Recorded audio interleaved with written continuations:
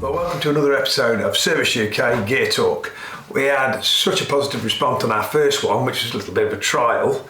Dan put a bit of a message on our Instagram and said, what else would you like to see? So it's anything about our kit. So we'd like to talk about boots because they're very, very essential to what we do and what you guys do out in the field, aren't they, Dan? Yeah, I mean, for me, boots are often overlooked but are a fundamental part of people's kit.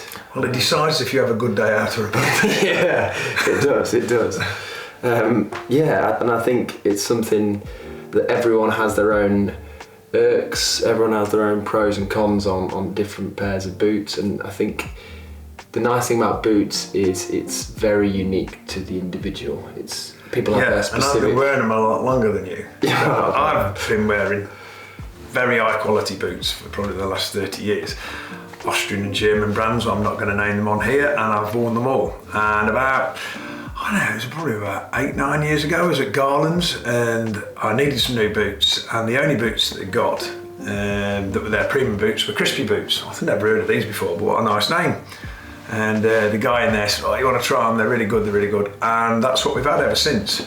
And we don't get paid for Crispi boots at all until we went to the Stalking show, really good show, earlier on in the year, and we walked onto the outwear stand with the distributors for it, and I was singing the praises of this boot. Well, this is a boot of 2 or 3 years old. It's the Wild Evo GTX, and I bloody live in it, and you've got a pair as well. A little bit higher in the ankle boot, and I was singing the praises. And I spoke to Chris there, and he said, they're really, really good. He said, and I said, they're just probably a little bit warm in the summer because these have got like a Prima Loft insulation in them. And he sent us some of these, which we were very, very pleased to receive. So these are a very small boot, but a bit smaller boot. And these are the Valdez GTX. And I've got the brown version that's just been freshly cleaned and waxed. And Dan's got the orange version. Orange version, yeah, absolutely. And they go like an orange on them, really for safety. I'm not saying it's a chainsaw boot, but certainly for guys working out in the forest. But I really like them anyway because orange is kind of the colour of the driven hunt, isn't it? It's very much a nice accent on hunting gear now. Hence we've got some orange laces in that end. But we've worn them for, it's middle of the summer now, so 3-4 months. We're just about to go into our roebuck season, and just really wanted to do a test, but just share this with you. If you've got a choice of boot, I would definitely consider looking at Crispi's.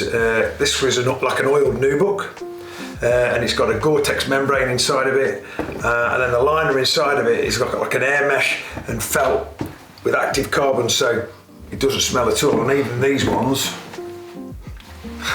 even these smell like that. It smells fresh.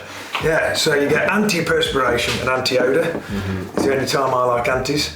And it's they're really comfortable boots. Very easy to lace up. They go through a load of eyelets to start off with, and then come onto like a strap that you go round up through the eye, and when you pull it up, that actually holds the tightness. It cinches it down, doesn't it? Which is really useful. But what do you ultimately look for in a boot? If someone's comfort, yeah. Yeah, exactly, comfort. Yeah, so out of the box comfort. And I think what's always been good about the Crispi boots, I'm not saying other boots haven't done it, but there's certainly top brands out there that have flipping hurt me badly for months. Is no rubbing or chafing. And you don't want chafing, Daniel, do you? Yeah, no. Well, I mean, when we went out to Austria last year, my boots broke just a week before we went on the trip. So I was like, well, I desperately needed boots for that Austria chamois trip.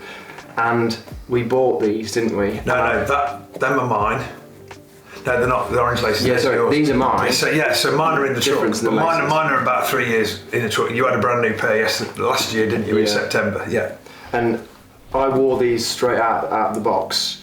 Hadn't even walked in them around the house, straight into the mountains and straight on my feet. And to be honest with you, I was quite worried that I was going to get a pasting from these boots, being new boots, thinking there's going to be a period of wearing in, and I was absolutely pleasantly surprised that it was almost like sticking on boots that I'd been wearing for the past 5 years. And for me, it was like we say, sticking on a pair of old slippers, and they just worked a dream. And what was nice is that you don't want to have that feeling when you're out in the field that you're constantly thinking about, the pain in my boots, the pain in my feet, you know.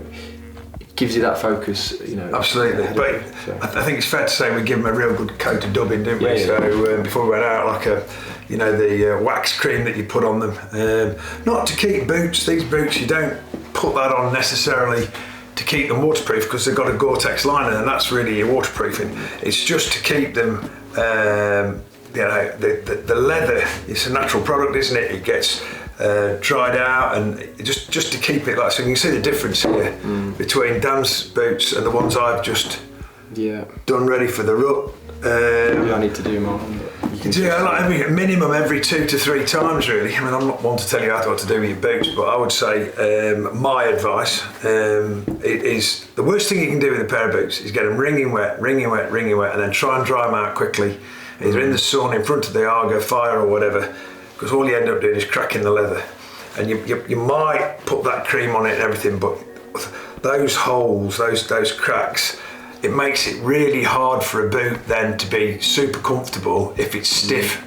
Again, this is only my opinion. This isn't what anybody's told me to say. So, but you can see that's really quite supple. Then you pick Dan's up and it's very dry. But again, this is a lovely oiled nubuck.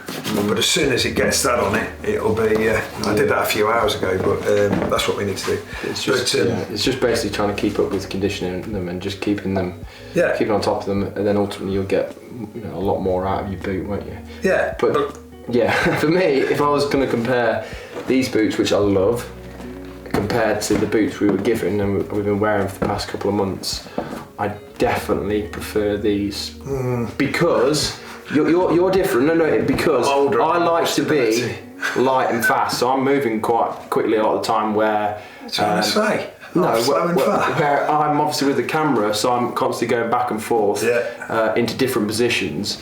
But one of the things that I really like when we're stalking, especially going into the robot rut, is that when you're really in that focus mode where you're trying to cut the distance on a stalk, you realise and hear everything, in terms of the squeaks in your boots, and every little footstep. You have to understand. For me, I like to have full control of each that footstep. German guy last year in the summer, every step. Oh yeah. Kept looking back. Anyway, I gave his boots a dubbing the next day. Go on, carry on. But it's just, for me, I like to feel everything underneath my sole. In terms of, let's say we're trying to walk quickly through a small plantation that's just full of sticks. I like to have full control of my boot, so I know that I'm not just constantly. Oh, you can be really noisy. No. You are saying. So I prefer a lighter boot because I feel like I'm in a lot more control with that. As much as I love these, I just feel I'm kind of don't have as much control underfoot. On that, I think it's useful to say the vibrant sole. So if you pick up any decent boot, be it mine or whatever, you know what I mean. If you haven't got a vibrant sole, then just throw it over your shoulder. As far as I'm concerned, they're really good. It's kind of it's a soft but hard compound. You know what I mean? And it's kind of sticky on the rocks if you're on slippy rocks, if you're up in the mountains or whatever. But they tend to be, they're quite grippy and they're easy also when you clean them out because they've got quite open cleats on them. You can just wash them under the tap. Well, I mean, look, this is an older boot. Look, you can still see there plenty. Yeah. But yes. But we're, like with all of a kit, we're pretty unforgiving. We're horrible. Yeah, we're horrible. We don't treat anything nicely, really, do we? But I say, essential maintenance on any of these boots is when you finish with them, just like your gun that you clean, is clean them off. Don't wash your gun, but with your boots, get off any loose mud, give it a wipe down. These two models have got like a protected toe cap, like a rubber toe cap, and a protective hardened leather at the back. Get that all washed up so you're not actually putting your dubbing straight onto mud. And then once you've done that, let it dry out, and then get a soft brush all the dust out of it, add all the grooves, and then just apply this cream. And I have some here. This is Crispi's own conditioning cream, which we've got with them, and that's kind of just like a white cream, and you just put it on with that little sponge. And I generally put a couple of coats on it, and then, you know, I like to let it dry. I mean, at the moment it's just before the rut. It's terrible weather at the moment this week, raining, and then with most boots we wear gaiters if we're going to be in long grass, and then the gaiter. On most gaiters, you'll have a hook in the front of the gaiter, and that's what this little metal strap's for there. So the hook goes around that, and then that doesn't wear on the lace. So if you see that on quite a few different boots, you wonder what it is. It's not just a branding label; it's there for the front of your gaiter. Yeah, I didn't know that. Yeah. So there you go. So yes. So far, this is an ongoing test, and we'll keep you posted on our social media about it. Yeah. Anything more to say, Dan, other than they are awesome pair of boots? Well, obviously with all these gear talks, it's an open conversation with the audience, with you guys. So just, you know, let us know what boots have worked for you in the past in the comments below, and and have a good roebuck rut. So hopefully this film's going out before the rut. Hope you have a great rut. But awesome set of boots, and hopefully Crispi, send me some more. Please. We'll catch you in the next episode, whether that'll be, I think we've had recommendations for videos on the Helix. Nah, the Kit Blau. We want the Kit Blau. K5. Get the little lady out. Or maybe even some videos on calling and what calls you prefer. Ammo, already. Just trying the new CX bullet with hornady, that would be a good one. Anyway, lots of ideas. Give us some positive feedback, we'll do another one. Brilliant.